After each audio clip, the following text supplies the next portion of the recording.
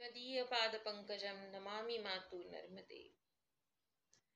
एक दृष्टांत याद आया मुझे कि कभी हम जबलपुर में रहते थे। वहाँ पर जन्म पत्र दिखाने के लिए मेरे पास अनेक लोग आते रहते थे। तो वही चर्चा में एक गाडरवारा के व्यक्ति आए हुए थे। तो उन्होंने नर्मदा जी की परिक्रमा के बारे में हम बातचीत कर रहे थे।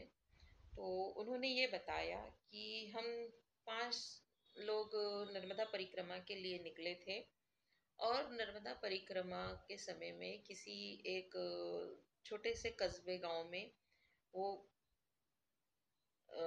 एक घाट से गांव की ओर जा रहे थे। तब सर्दी के दिन थे और कुछ मौठा पड़ने वाला समय भी था। तो अचानक बारिश आ गई और वे लोग को रास्ता नहीं दिखाई दे रहा था। अंधेरा भी हो गया था।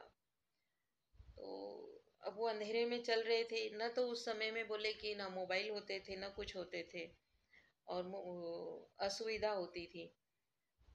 टार्च भी उनका काम नहीं कर रहा था। बोले हमारा टार्च भी, एक टार्च था हम चारों के बीच में, बोले 4-5 लोगों के बीच में एक टार्च था, वो भी काम नहीं कर रहा था।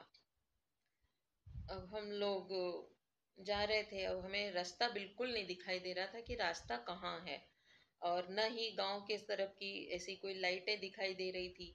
अचानक बारिश आने की वजह से शायद हो सकता है कि बिजली गुल हो गई होगी और वो लोग आगे बढ़ रहे थे। अब चूंकि रास्ता समझ में नहीं आए तो चिंतित हो रहे थे। अंधेरा ज़्यादा होने लगा और बारिश भी आने लगी। इतने में एक कन्या आई और उसके हाथ में लालटेन कंदील वो था और बोले कि बाबा लोग आप कहाँ जा रहे हैं?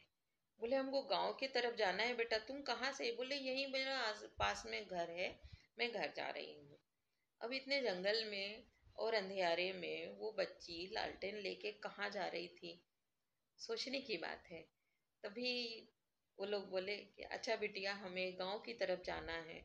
तो वो गांव का रास्ता बता के कंदील लेके लालटेन लेके उनके साथ में चलने लगी और कुछ देर में उन्हें गांव दिखाई देने लगा। बारिश भी रुक गई और गांव की लाइट दिखाई देने लगी और रास्ता भी समझ में आ गया और रास्ते की ओर चलने लगे।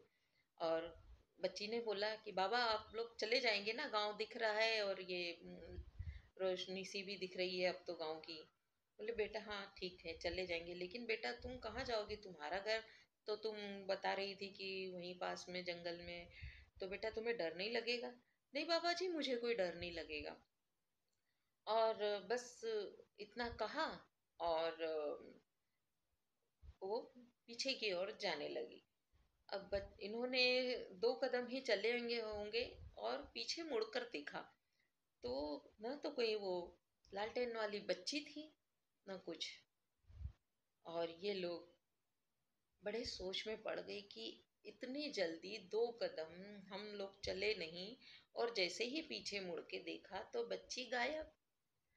तभी उन लोगों ने मान लिया कि हमें नर्मदा माई दर्शन देने आई थी और ऐसी नर्मदा माई सबको प्रसन्न हो और दर्शन दे। और उनके भाग खुल गए। जब वो परिक्रमा करके घर पर पहुंचे तो बड़ा सुकून हुआ। उन्होंने फिर कन्या भोजन कराया और इस तरह की बात हमें भी उन्होंने बताई और यह जानकर हमें भी अत्यंत खुशी हुई कि ईश्वर पर विश्वास रखो तो ईश्वर आपके साथ है। नर्मदे है।